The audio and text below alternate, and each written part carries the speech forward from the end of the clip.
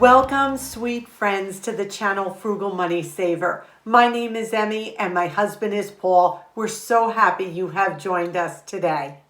Today's video we have just jam-packed yet again because we love to encourage you to save money, to live a more full and abundant life on less money, and to just get back to a simpler, gentler time. We have things we want to share with you today. And not only are we going to talk briefly about each one, but we're also going to show you examples. We're going to do some DIYs, and you all are going to be so proud of Paul and I. We created a recipe for something we very rarely eat, and you're always telling us to try and do this. And also we cooked with an appliance that we never cook with, and you always tell us, use it. I bet some of you know exactly what that is. So sit back, relax, and let's get right to this video. Today we're going to just touch upon ways to save money and live a beautiful life, regardless of the inflation and the high prices that are going on outside of our homes. And we think back to our parents and our grandparents and our great-grandparents and how they really made do with what they had. I want you to think of things that you can DIY yourself. What do I mean by that? So many of you have started making bread, and I am so proud of you for that. We are making it now on a regular basis, but there are so many other ways. How about making some of our own cleaners? You know, we have talked in the past, we don't use harsh chemicals or ready-made cleaners in our home.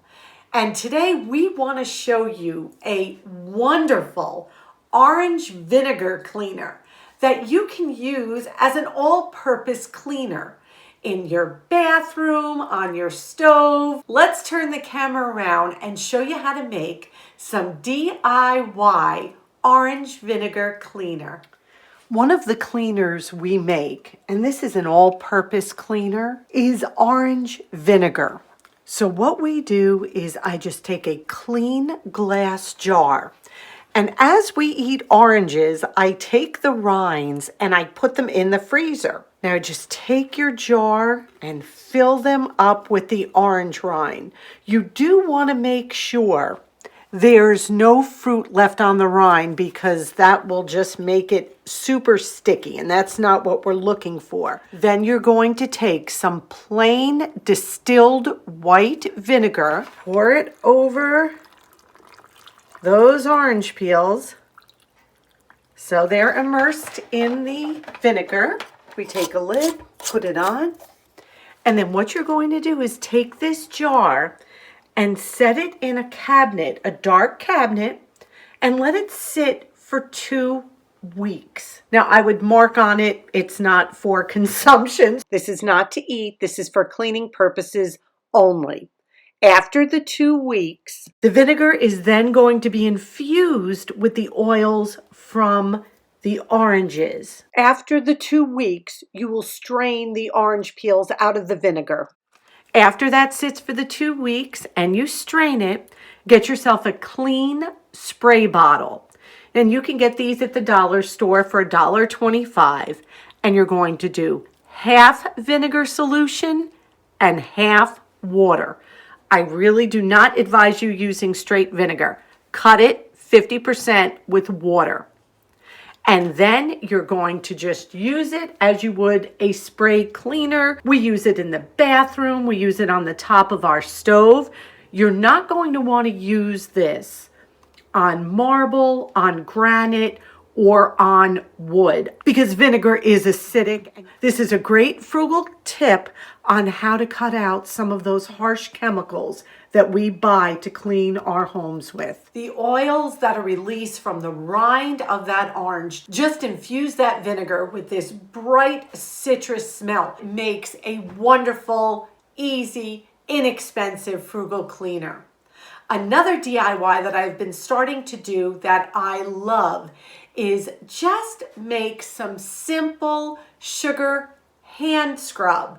My hands get so dry in the winter. And this little remedy, I do it about once or twice a week. Let's turn the camera around and show you a simple DIY sugar scrub to exfoliate your hands.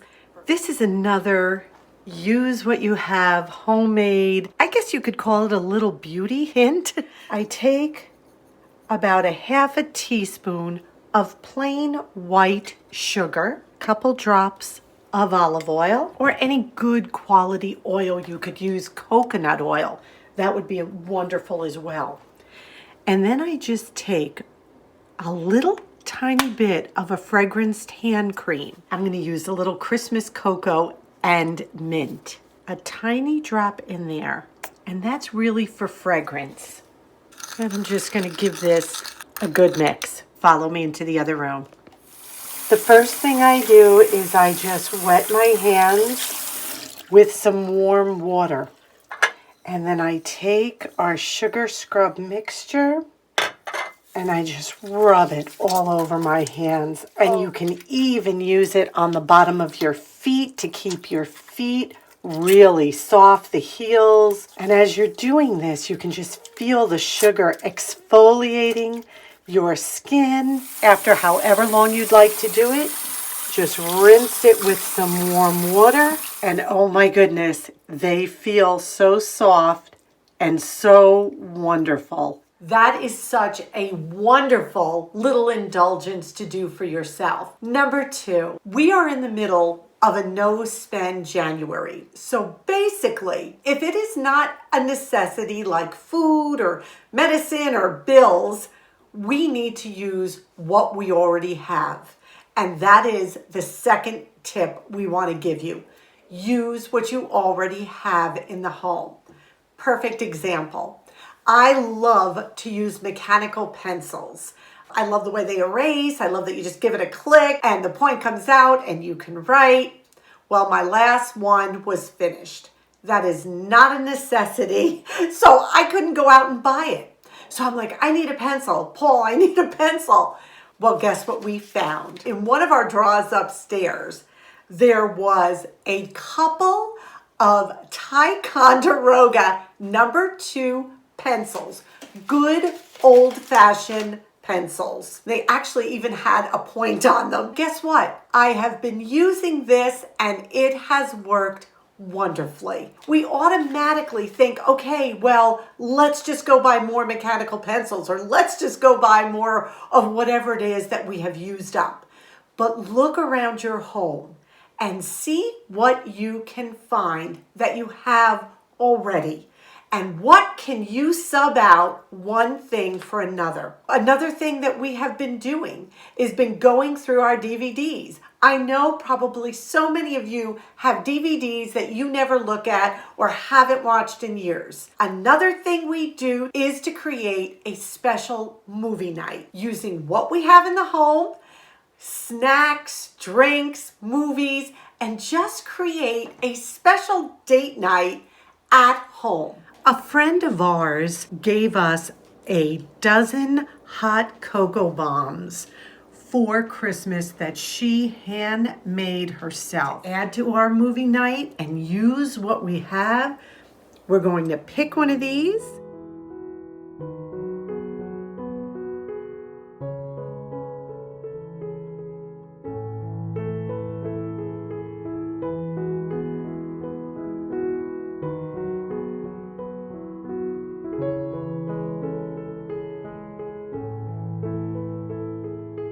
What movie did we pick? The Blind Side. Oh, I love that movie. I love that movie. So just a fun way to make a cold winter's night a little bit more fun, a little bit more extraordinary. Number 3, stay home. Older generations very rarely did they seek entertainment outside of the home. Maybe a 4-H fair or a county fair or maybe a picture show. Those were really for special occasions. They didn't wake up on a Friday and say, okay, what are we going to do this weekend?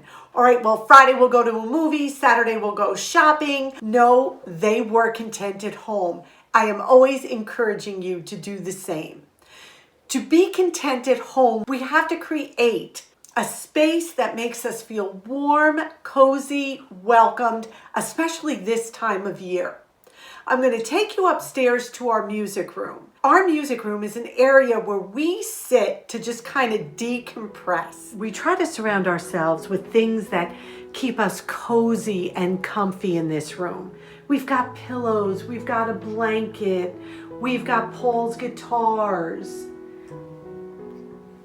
You can just do this in a corner of a room. You don't even need a whole room. We've got a simple radio, a GE radio. What year would that be, Paul? Probably 70s. It works great. It's just so calming. Look at our view out the window here.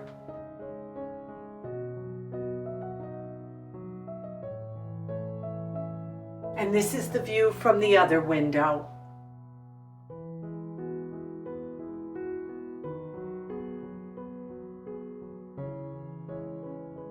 So number 3, learn to be content and stay home just a little bit more.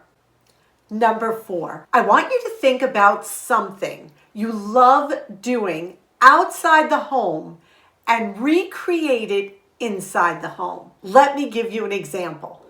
Paul and I love to go out to breakfast. Little known fact, I would rather eat breakfast out than any other meal. But the problem is we're on a no-spend January, and the other problem is it is super expensive and way overpriced. Out of all the meals, breakfast is probably the most overpriced meal to get in a restaurant. So what do? We try to create special, unique breakfast at home, but still keep it simple. Now, going back to using what we already have in the home, Paul and I, on viewer comment suggestions, decided to use a little bit of our bacon grease to create a simple, mouth-watering breakfast. So we're going to turn the camera around. We're going to show you this short clip of how we bring what we love to do out there into our home. This is our saved bacon grease that we've been keeping in the fridge. So I added some to this pan to heat up. I'm going to slice up some potatoes and we're going to have fried potatoes. We have never ever done this, but you all keep telling us to fry our potatoes in bacon grease. This is going to be really interesting. Paul's going to give it a try. So I just diced up 2 small potatoes and we're going to add it to the hot oil. Okay, stand back.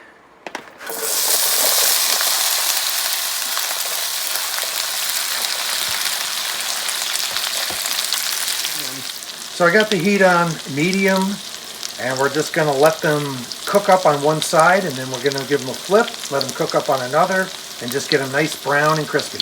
They're starting to brown nicely. I'm going to add a little seasoning, so I'm going to use just a touch of garlic powder. I'm going to give it a little onion powder. Now you can put some chopped onion or sliced onion in here if you like, but the powder seems to work for us. And now I'm going to hit it with the magic coloring agent, paprika. This is good stuff. Smoky, delicious. Give it a flip. They are looking delicious, actually. Yeah, you can add salt too if you like, but I'm going to hold off on that. Well, these cooked for about 10 minutes, turning them often, getting them golden brown. Boy, this is a great way to use up that bacon grease that we've been saving, and they taste delicious. Oh, I can't wait. Here's our little breakfast. We got an egg there. I got a little piece of cheese on my egg. We got the potatoes. You can drain these on paper towel if you use paper towel. What I do is I drained them in a strainer and just put them in a cup, and they dripped off beautifully. So this is an awesome, tasty way you can use up things in your home. We not only got to use what we already had in the home, which is that super flavorful bacon grease. We had some fried potatoes, a simple egg. It was so good. Paul had coffee, I had tea, and we just enjoyed that. Now the final one, I cannot stress this one enough. Cook from scratch, please. The amount of money you will save. You will be so amazed at how much better everything tastes. Now, let me tell you what we did. We had people over for dinner the other night. Our theme was summertime barbecue, and the weather was actually good enough that Paul was able to go outside and grill some hamburgers and hot dogs. I made some salads. It was so fun. One of the dishes I wanted to make was baked beans. Almost $4 a can. Here we go again, talking about inflation.